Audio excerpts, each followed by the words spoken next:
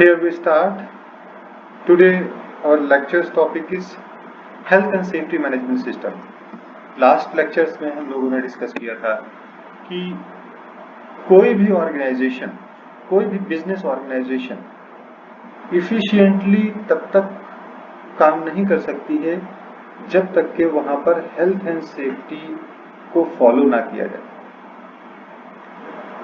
यानी कि कोई भी ऑर्गेनाइजेशन हो, चाहे वो कोई कंस्ट्रक्शन साइट हो, चाहे वो कोई प्रोसेस प्लांट हो, कोई बिल्डिंग्स हो जहां पर फायर सेफ्टी मैनेजमेंट सिस्टम को फॉलो करना है, कोई भी प्रीमाइसेस हो, वहां पर अगर हेल्थ एंड सेफ्टी को इम्प्लीमेंट नहीं किया गया है तो वो बिजनेस इफिशिएंटली रन नहीं कर सकता है।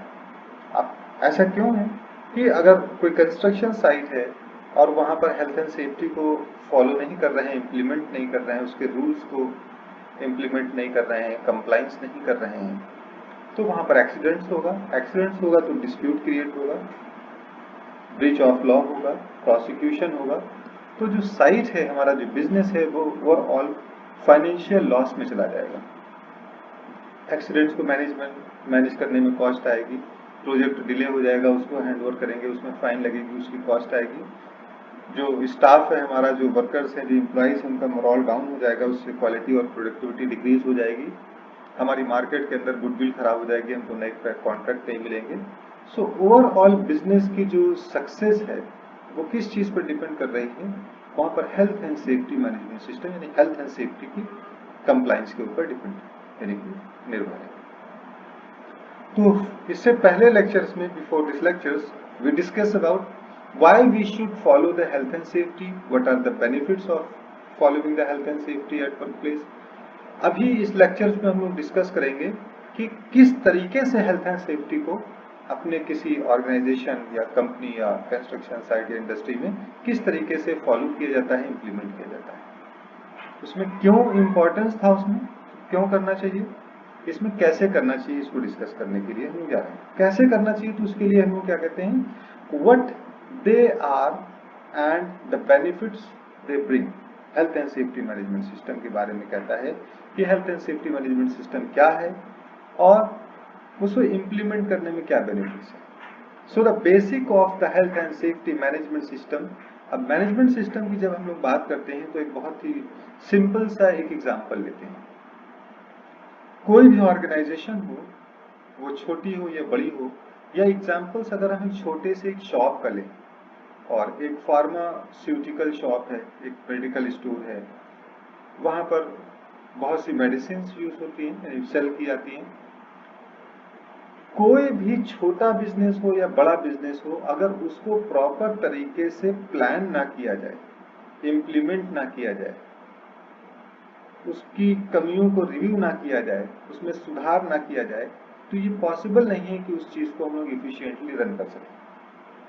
एग्जाम्पल एक छोटी सी मेडिकल स्टोर का है कि अगर मेडिकल स्टोर पे आपने प्लान नहीं किया कि पहले से ही ए अल्फाबेट की मेडिसिन किस रैक में होंगी, बी अल्फाबेट की मेडिसिन किस रैक में होगी, जो मेडिसिन खत्म हो रही है उसको अपने डेटाबेस से किस तरीके से हम इरेज करेंगे, या उसकी इन्वेंट्री हमारी जो कितनी है उसको कैसे पता करेंगे, कैश फ्लो हम मेंटेन करेंगे कि पहले से ऑर्डर दे करके उस मेडिसिन को हम फुलफिल करा लें, यानी हमारी स्टोर में पहुंच जाए।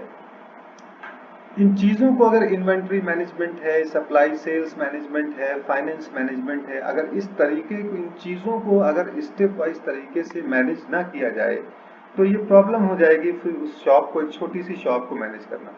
तो जब एक छोटी सी शॉप को मैनेज करने में पूरा मैनेजमेंट सिस्टम हम लोगों को लागू करना पड़ता है, प्लान करना पड़ता है, इम्प्लीमेंट करना पड़ता है, चेक करना पड़ता है, फिर उसके बाद एक्शन फॉर इम्प्रूवमेंट करना पड़ता है।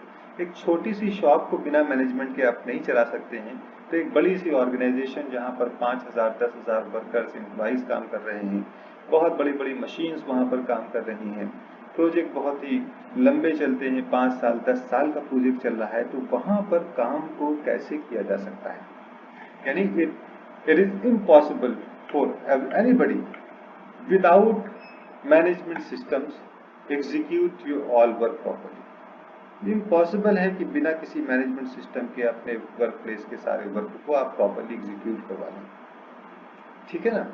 उसी के बारे में बताया गया कि इन द एलिमेंट पहले इससे पहले लेक्चर में we saw that managing occupational health and safety is important and there's no doubt left that if the business have to survive then organization have to manage their occupational health and safety risk।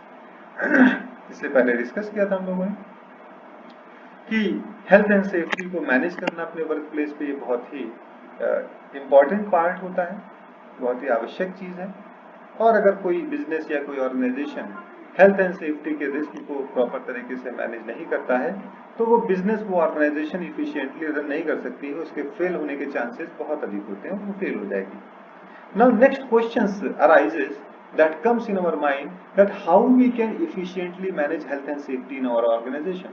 हम किस तरीके से health and safety को अपने work place पे manage करेंगे, यानी management system. आपने कहा सर कि हेल्थ एंड सेफ्टी को मैनेज करने के बड़े बेनिफिट्स हैं, आपने दिखाया भी कि भाई इससे क्या होता है कि एक्सीडेंट नहीं होता है तो हमारा